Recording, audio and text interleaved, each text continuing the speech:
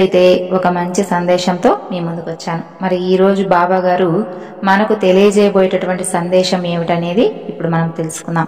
అంతకన్నా ముందు మొదటిసారి కనుక ఎవరైనా మన ఛానల్ ను చూస్తున్నట్లయితే తప్పకుండా ఛానల్ ను సబ్స్క్రైబ్ చేసుకొని వీడియో కనుక నచ్చినట్లయితే లైక్ చేయడం మాత్రం మర్చిపోకండి ఫ్రెండ్స్.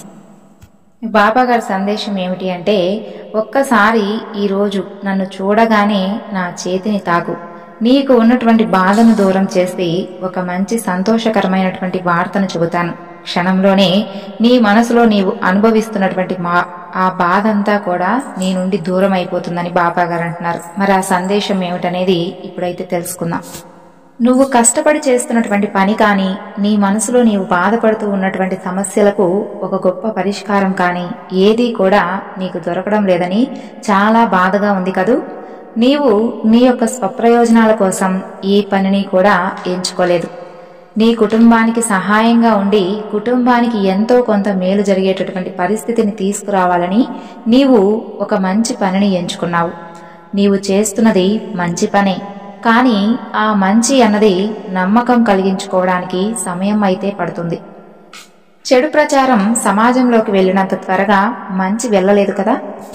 అందువలన నీవేమీ కూడా నిరాశ చెందవలసిన అవసరం లేదు.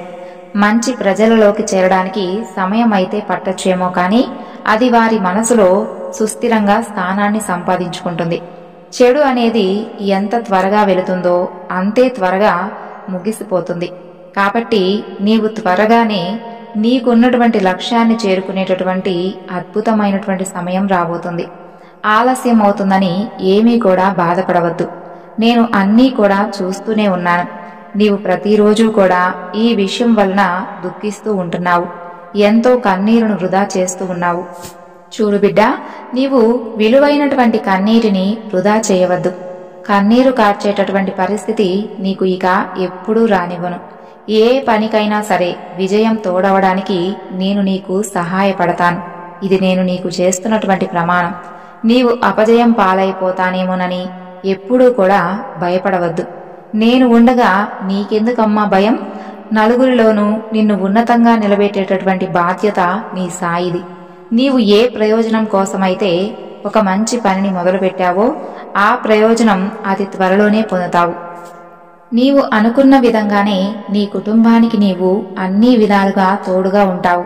నీ యొక్క పట్టుదల, దీక్ష చూసి నీ కుటుంబం నిన్ను తప్పకుండా అభినందిస్తుంది.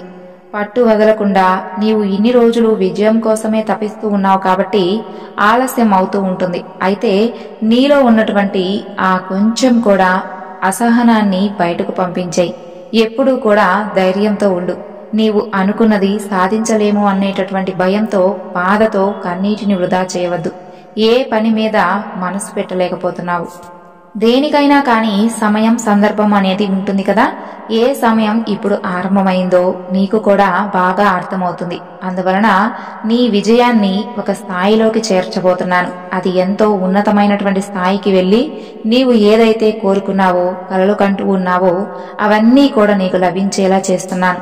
ఇంకెప్పుడూ కూడా అపనమ్మకంతో దుఃఖించవద్దు. నా బిడ్డ దుఃఖిస్తే నా మనసు ఎంతో వేదన చెందుతుంది. నీకు నువ్వు అనుకున్నటువంటి పనులన్నీ కూడా చక్కగా విజయవంతమై నీ మనసుకు, నీ కుటుంబానికి ఆనందం కలిగించేలా చేస్తాయి. ఈ శుభవార్తను నీవు 1-2 సంవత్సరాలు కాదు, కొన్ని సంవత్సరాలుగా వినాలి అని ఎదురు చూస్తూ ఉన్నావు.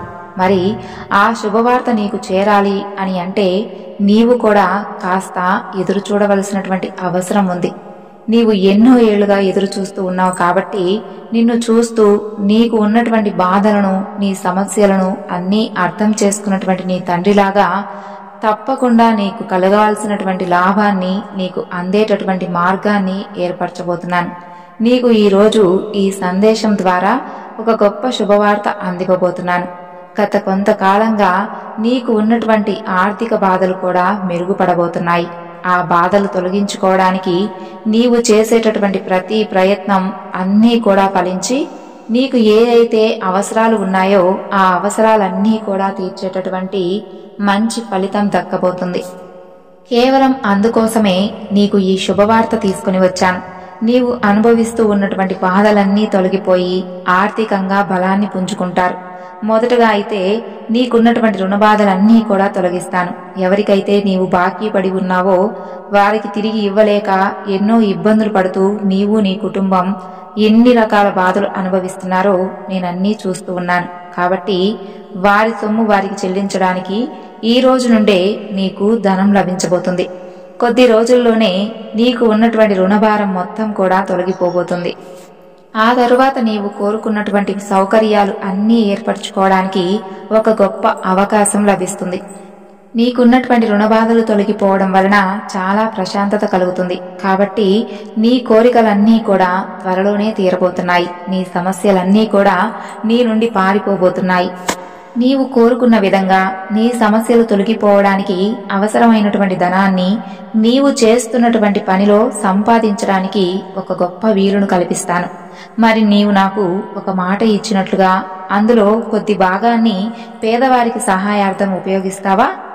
నీవు తప్పకుండా చేయగలవు. నీపై నాకు ఆ నమ్మకం ఉంది. సంకల్పం గొప్పగా ఉంటే అవలీలగా విజయాన్ని సాధించవచ్చు. నిరాశను, నిస్పృహలు నీ విజయానికి అడ్డుగోడలుగా ఉంటున్నాయి. కాబట్టి వాటిని మాత్రం ఎప్పటికీ కూడా నీ దరికి చేరనివ్వవద్దు. అనుకున్న పనులు సత్వరమే జరగాలి అంటే వీలు కుదిరినంతలో ప్రతి గురువారం కానీ, నీకు వీలైనటువంటి గురువారం కానీ శనగలతో దండను గూర్చి నాకు సమర్పించు. అలా కుదిరినప్పుడల్లా చేస్తూ ఉంటే నీకు ఉన్నటువంటి చిన్న చిన్న అడ్డంకులన్నీ కూడా త్వరలోనే తొలగిపోతాయి. అయితే నీవిలా కూడా అడగవచ్చు, బాబా మేము ధనహీనులమైతే అయినంత మాత్రాన మాకు ఇంతగా అవమానములు అనుభవిస్తూ కనీసం మేము కోరుకున్నటువంటి చిన్న చిన్న ఆనందానికి కూడా నోచుకునేటటువంటి దౌర్భాగ్య పరిస్థితి మాకు ఎందుకు కల్పించావు బాబా? మాకు డబ్బు లేకపోవడమే మాకు ఉన్నటువంటి లోపమా అని నీవు ఎన్నోసార్లు బాధపడి నా ముందు కన్నీరు కార్చావు. నీకొక చిన్న విషయం చెప్పాలి. భగవంతుడు ఎప్పుడూ కూడా పేదవారి వద్దనే నిత్యం ఉంటాడు. ఎందుకంటే వారికి ఉన్నటువంటి సమస్యలు, వారు పడుతున్నటువంటి బాధలు అన్నీ కూడా స్వయంగా ఆయన చూస్తూ వారికి కావలసినటువంటి ప్రతి సౌకర్యం ఏదో ఒక విధంగా ఏర్పరిచేలా వారికి తోడుగా, ధైర్యంగా, అండగా ఉంటాడు. నీ మనసులో ఎల్లప్పుడూ కూడా నేను నిన్ను కాపాడుతానని, కాపాడుతూ ఉన్నానని నీవు నమ్ముతూ ఉన్నప్పుడు నేను మరి నీ చేతిని ఏ విధంగా వదిలిపెడతాను చెప్పు? సదా నీతోనే ఉంటూ నీకు ఉన్నటువంటి ప్రతి సమస్య కూడా నా సమస్యగా స్వీకరించి భారాన్ని నాపై మోపి నీవు సుస్థిరంగా, సంతోషంగా ఉండడం నేర్చుకో. అప్పుడే నీకున్నటువంటి సకల సమస్యలు తొలగించేటటువంటి ఒక గొప్ప పరిష్కారం నీ ముందే నీ సాయి ఉంచుతాడు. సంతోషంగా ఉండని ఈరోజు బాబాగారు మనకు ధైర్యం చెప్పేటటువంటి మాటలను ఒక గొప్ప సందేశం ద్వారా తెలియజేశారు. మరి ఈ సందేశం మీ అందరికీ నచ్చింది అనుకుంటున్నానండి.